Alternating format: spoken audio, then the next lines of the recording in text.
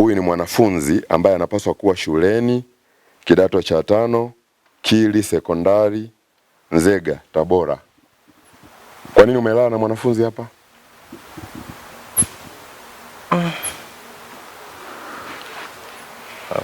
Na kuuliza kwa nini umelala na mwanafunzi?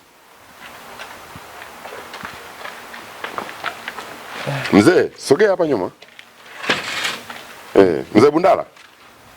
Mzee nani? Mzee Mashigu, sio? Kwa nini kijana wako amelala na mwanafunzi wetu hapa ndani? Wewe unaruhusiwa kulala na mwanafunzi? Hamna. Huyo mwanafunzi ni nani yako hadi unalala naye?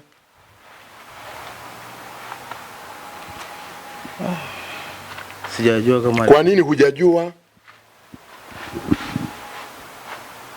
Si alimaliza sekondari alikuwa nyumbani tu. Kwa hiyo mimi ndo nilikuja sana. Sasa angekuwa yuko nyumbani tu, angekuwa sio mwanafunzi, mimi ningekuwa hapa.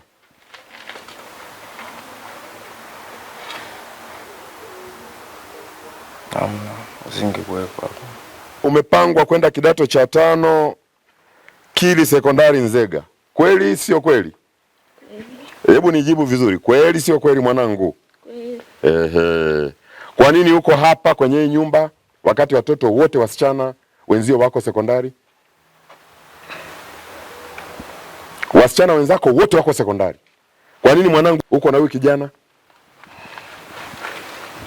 Sasa hivi ni saa ngapi? Sasa hivi ni saa 6 usiku, si ndio? Mwanafunzi ambaye unapaswa kuwa sekondari.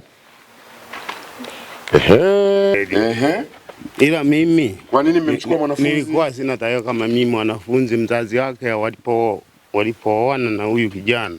Wameoana lini? Wana miezi leo kama miwili. Umetoa ng'ombe ngapi?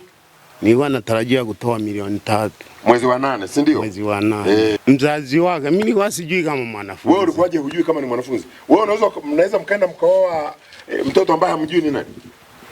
Si mzazi wake alipokuja akaja tukaelewana na mali. Mimi kajua mtoto yuko hudu. Ila mwakani tena nimalizia 1,000,000. Kwa hiyo mahali ya huyu mtoto ni 4,400 na nusu.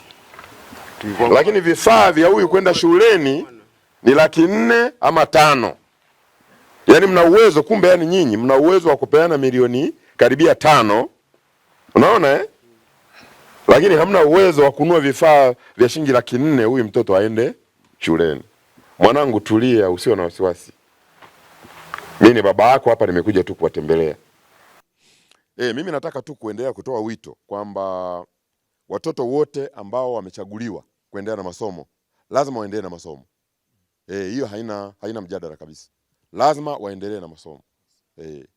Ni bora binti kama huyu tungekuta kwamba hajaripoti katika shule ambayo tumempangia ya kidato cha 5 na amefaulu vizuri huyu.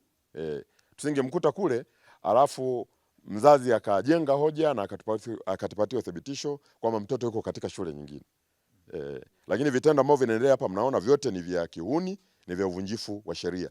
Binti ambaye anapaswa awe shuleni tayari wazazi wameshamuoza na mmeona baba wa huyu ambaye ni muoaji anakiri kabisa kwamba wameshakubaliana na mahari na mahari wanapaswa kuitoa mwezi ujao. Kwa hiyo lazima tuendelee na hatua zetu za ndani, lazima wote wachukuliwe hatua za kisheria.